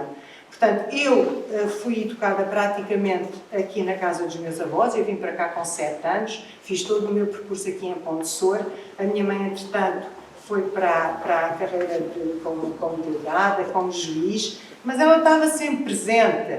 Até havia uma certa cumplicidade entre mim e a minha... Eu que adorava a minha avó e a minha avó gostava imenso da minha mãe e gostava imenso de mim, mas quando a minha mãe vinha cá passar os fins de semana, nós às vezes éramos assim muito cúmplices e a minha avó até tinha um bocadinho de ciúmes da nossa cumplicidade.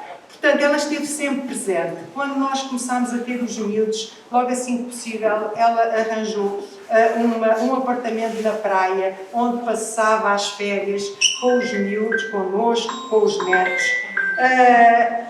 Depois, fins de semana em Lisboa, que ela organizava. Eram fins de semana culturais. Assim que havia uma exposição que era adequada aos netos, ela dizia, venham passar o fim de semana, e íamos, eram coisas até, não eram nada pesadas, mas era a maneira também de os cultivar. E agora é com os bisnetos. Ela nunca foi pessoa de dar muitas... Não era consumista, aliás, a minha mãe é uma pessoa muito discreta, tem a sua imagem de marca, sempre o mesmo cabelo, sempre a mesma... Não é nada escrava da moda, não é consumista, ela arranja-se, gosta muito de se arranjar, com o seu batom e tudo, mas assumiu a sua idade e desde sempre foi assim. Mas ela é assim, é porque é assim, não é porque é para mostrar que é assim ou deixa de ser, é como ela se sente bem. E eu sou um bocado também assim. Agora está bem, isto usa-se mais ou menos esta cor. São sempre as mesmas echarpes, os mesmos sapatos rasos, cómodos. Portanto, gosto de ser assim, é a minha imagem também. E, portanto, ela relativamente aos bisnetos e até mesmo aos netos, nunca foi pessoa que desse grandes prendas nos anos.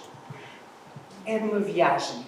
Portanto, ela paga aos netos e paga aos bisnetos as viagens que ainda agora continua a promover. E numa altura em que se demoniza tanto a nossa história, a minha mãe sempre adorou a história de Portugal e quer passar aos netos a história e contextualizada, porque muitas vezes ela é demonizada porque é descontextualizada. E estou-me a lembrar, e a Gracinha se calhar vai também falar sobre isso, por exemplo, o último fim de semana que nós fizemos, quando ela fez 86 anos, fomos passá-lo a Coimbra, ela fez um texto e fez um roteiro para seguimos todos nós, os vários pontos, e fez um texto histórico relacionando todos aqueles sítios por onde nós íamos passando. E depois, no final, tinha umas perguntas para fazer aos netos e aos bisnetos. Há bisnetos que não sabem ler nem escrever, e há outros que sabem ler e escrever, mas mais um sentido de justiça. Quer dizer, eles no final tinham que responder às perguntas. Ou quando uma fotografia que tinham tirado no sítio, ou fazendo um desenho do sítio, ou respondendo às perguntas que a avó fazia e tinham que entregar num prazo do mês o respectivo caderno com as respectivas explicações ou fotografias, ou seja o que for. E claro, depois eram premiados. Isto só para dizer que a minha mãe, com 86 anos, mantém viva a sua cultura, a sua entrega à família, aos outros, e, como tal, esta homenagem que eu agora agradeço é por demais, só peca por tardia, por assim dizer.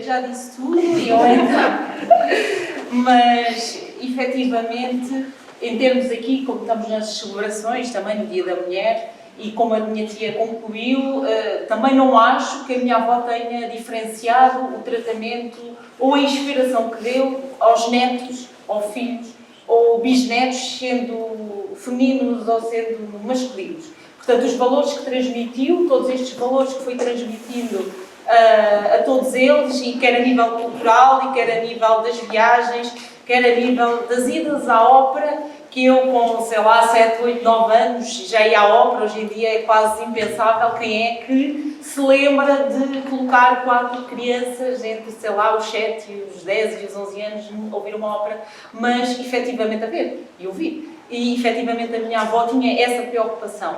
Esta questão da história de Portugal, desde sempre, já quando eu era pequena, a minha avó sempre, com os livros, e sempre nos entusiasmou com a história de Portugal, e hoje em dia, efetivamente, desde o bisneto mais pequeno tem 3 anos, do Cabo Jador, do Cabo da Boa Esperança, faz perguntas dessa natureza nas viagens.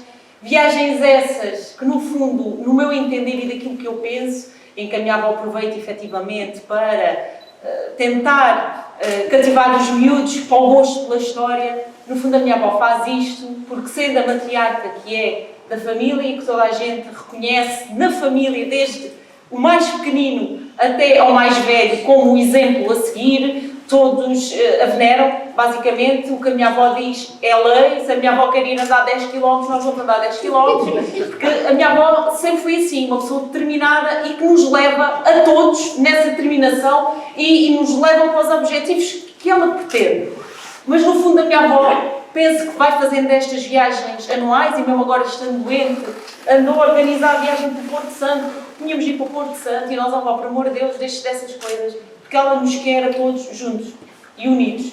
Aos bisnetos, aos netos, aos não sei quantos bisnetos e netos, e aos filhos e aos genros e nora, e de facto a minha avó gosta de sentir junto de toda esta família, e que esta família se dê maravilhosamente bem como se dá. E penso que no fundo a minha avó sente um orgulho enorme de ter conseguido manter-nos todos juntos e unidos, e vai fazendo e promovendo as viagens, os almoços, tenta às vezes 2 em 2 meses, 3 em 3 meses fazer um almoço com a família toda, com os netos todos, que aquilo é uma trabalheira, mas a minha avó gosta de nos sentir ali todos, e até aos últimos dias da vida dela vai fazê-lo porque ela é assim, quer no trabalho, quer em termos profissionais. Era uma mulher excelente. A nível familiar continua a ser a pessoa que consegue manter e cativar crianças. A minha filha tem 4 anos, a mais pequena, e eu posso dizer que a melhor amiga da minha filha é a avó Milau. E ela fala na avó Milau, e a avó Milau, quando é que vem brincar comigo, porque não há pessoa neste mundo que lhe dê mais atenção e que brinque mais com ela do que seja a minha avó Milau. E ela tem 86 anos e a pequena tem 4 anos. E são as melhores amigas na pintura, no perfeccionismo da pintura, porque a Gracinha não pode fazer um desenho sem pescoço, tem que pôr o pescoço, Gracinha, tens que pôr os braços, tens que pôr as pernas, tens que pôr os... Portanto, até nisto, a minha avó é perfeccionista, e ela quer transmitir às mulheres e aos homens da família o melhor, e que nós sejamos os melhores que aquilo pudermos dar. E, portanto, indo já um pouco para aquilo que é o exemplo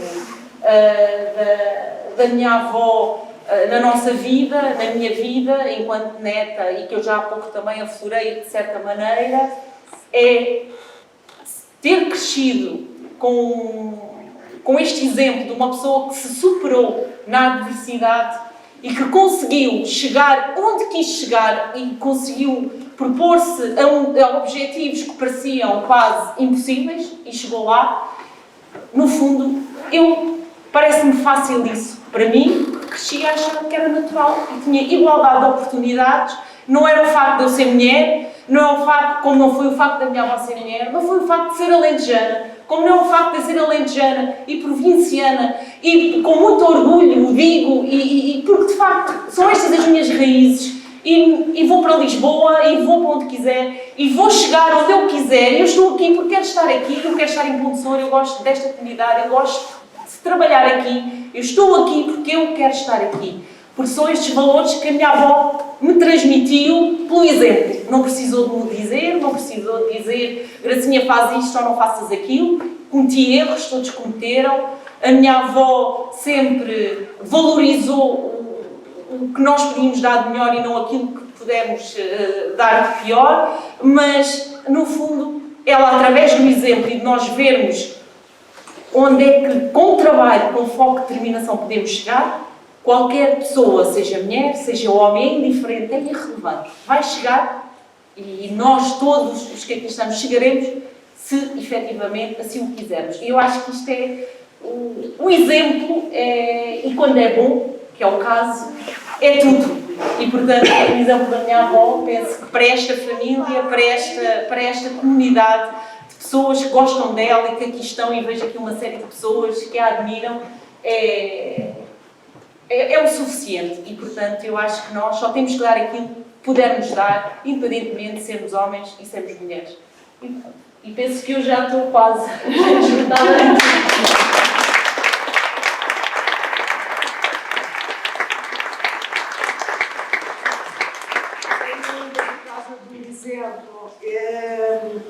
Eu também acho que uma graça. Aquilo que a minha mãe nos passou e que pode passar a todos é que cada um deve acreditar no seu valor, cada um de nós tem o seu valor, cada um de nós tem o seu potencial. E nós temos é que desenvolver o nosso potencial e temos que nos afirmar pela excelência. Temos que ter liberdade de escolha, mas temos que saber decidir e decidir com responsabilidade. Isso é fundamental. Não é decidir, vou fazer isto, calhou mal, agora vou chatear a minha mãe, sim, calhou mal. Não. A pessoa decide, responsabiliza-se pelas decisões que faz. Portanto, eu só posso terminar dizendo que tive a sorte de ter esta mãe, que foi sempre uma referência para mim, e sei que ela fez-me ser uma pessoa melhor. E só tenho uma pena de não ter herdado o seu dom para a pintura. Isso os genes não chegaram a tanto. Portanto, a minha mãe realmente gosta imenso de pintar, é sobretudo retratista, capta com muita facilidade a expressão do retratado. Eu não tenho jeito nenhum para pintar, tenho pena. Podem ver um dos quadros, um autorretrato que ela fez ali na galeria. Ela está vestida com os trajes, com a beca de conselheira do Supremo Tribunal de Justiça. Foi esse o quadro que nós escolhemos para trazer aqui, que nos pediram. E pronto, e agradeço imenso terem aqui estado e terem tido a paciência de nos ouvir.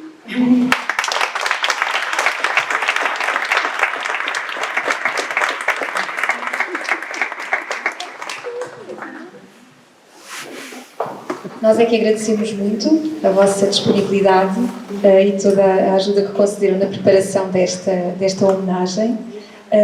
Gostávamos já agora de aproveitar o momento para para deixar duas pequenas lembranças, ofertas aqui do município e seguidamente convido todos para irmos aqui até ao Varandim, já vamos aqui subir a tela para conseguirmos passar, para vermos uma exposição, já agora faço aqui referência, uma exposição que preparámos com obras de arte aqui da coleção do município de Ponte Soro, com retratos de mulheres do século XX que se destacaram no plano da cultura e no plano das artes, e são retratos pertencentes a uma coleção de serigrafias do artista Lionel Moura.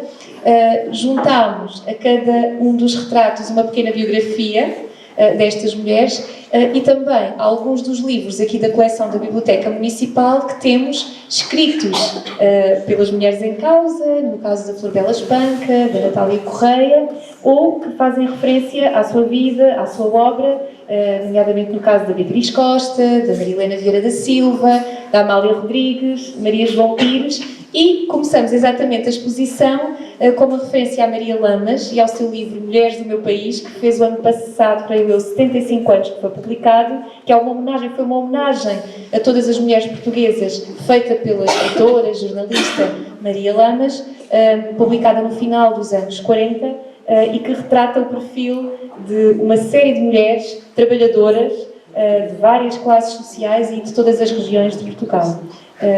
Aproveito agora para fazer, não sei se a professora a vereadora quer dizer aqui a oferta.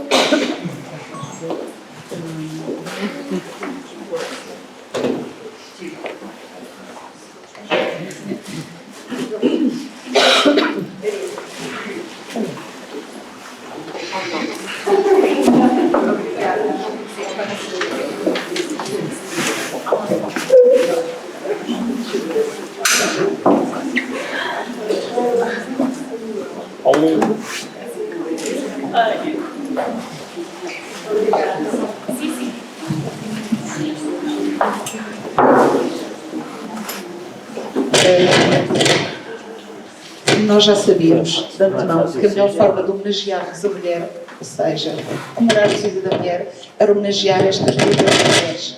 Portanto, no caso, a engenheira Lourdes Pita Silva e a doutora Maria Laura. Foi muito emocionante, não sei se todos sentiram isso, e sem dúvida, para todas nós mulheres, não há como ouvir excelentes lições, como a da Ana, para percebermos que ainda há muito a fazer neste papel de mulheres e naquilo que nós temos que alcançar, mas os dois exames que foram aqui apresentados mostram que com sentido de justiça, muito que eu vi no caso destas duas mulheres, com trabalho, com respeito pelo outro, conseguiram, de uma forma magistral, equilibrar não só a profissão e ser brilhantes na sua profissão, mas também serem brilhantes na sua família. No caso da doutora Maria Laura, todos nós aqui em Pontes Alto somos testemunhas ao longo destes anos, no sentido que tem de juntar e de unir esta família, precisamente neste propósito de ser família e de transmitir aos seus filhos, aos seus netos e aos bisnetos o importante que é a família, não é assim? Portanto, mais uma vez, muito obrigada. Convido-vos então a ver a exposição que foi preparada pela equipa aqui do Centro de Artes e depois a podermos conversar um bocadinho num pequeno gabarito que preparamos para todos e para todas. Muito obrigada pela vossa presença.